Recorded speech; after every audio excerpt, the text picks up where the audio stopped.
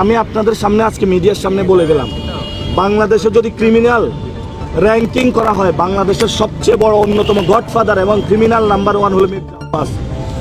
আজকে আমি বেঁচে আছি বলে গেলাম, মরার পরে আপনারা প্রমাণ পাবেন বাংলাদেশের 1 নম্বর ক্রিমিনাল মির্জা আব্বাস। সে যেইভাবে গতকাল আমাদের উপরে অ্যাটাক করেছে, 1 নম্বর ক্রিমিনাল হলো মির্জা আব্বাস। আমি তারেক রহমানের উদ্দেশ্যে বলবো, অনেকে বলেছে এইভাবে কথা না বলার জন্য। তারেক রহমান স্থায়ী কমিটিতে এরকম একটা সন্ত্রাসীকে আশ্রয় দিল, আরো অনেকগুলা গডফাদার নিয়ে। এই যে ঢাকা 11-তে কি নাম যেন, কাইয়ুম কমিশনার, এমন কোন জায়গা নাই যে দেশে দখল করে। এই যে ইশরাক, জমিদার পুত্র ইশরাক, ঢাকা 6-এ, এইসব সন্ত্রাসীদেরকে তারা নমিনেশন দিয়েছে। এখন আমরা নমিনেশনের জন্য, আমরা তো ভাই চাঁদাবাজি দুর্নীতি কোনো কিছু করি নাই। আপনি আমার সম্পর্কে খোঁজ নেন, আমার 1 টাকার দুর্নীতির অভিযোগ নাই। কমিশন দুর্নীতি, চাঁদাবাজ, সন্ত্রাসীদেরকে নমিনেশন দিবে না, নিয়ম করে। এখন মানুষ ভোট দেওয়ার আগে ইলেকশন কমিশন গোল দিয়ে দিয়েছে। মানুষ ভোট 12 তারিখ আসার আগে ইলেকশন কমিশন ভোট দিয়ে আসে ঋণ খেলাপিদের পক্ষে, দুর্নীতিবাজদের পক্ষে, চাঁদাবাজদের পক্ষে। তো এটা কেমন ইলেকশন কমিশন বাংলাদেশে? আমরা সিস্টেমের বিরুদ্ধে।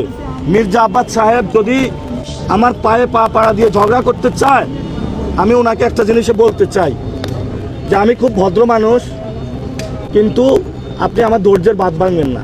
আপনি যদি মনে করেন যে আপনার অনেক বড় রাজত্ব রয়েছে, অনেক বড় গুন্ডা বাহিনী, সন্ত্রাসী বাহিনী রয়েছে, এটা দিয়ে নাসিরকে আপনি পিষে ফেলবেন, এটা আপনার ভুল ধারণা। ঠিক, কারণ যে একবার মরে গেছে, আমাদের এটা বোনাস লাইফ। আপনি আমাদেরকে কত মারবেন? গতকাল মেরেছেন, মার সহ্য করেছি। আপনি বলেছেন এটা মিথ্যা কথা, ওরা নাকি করে।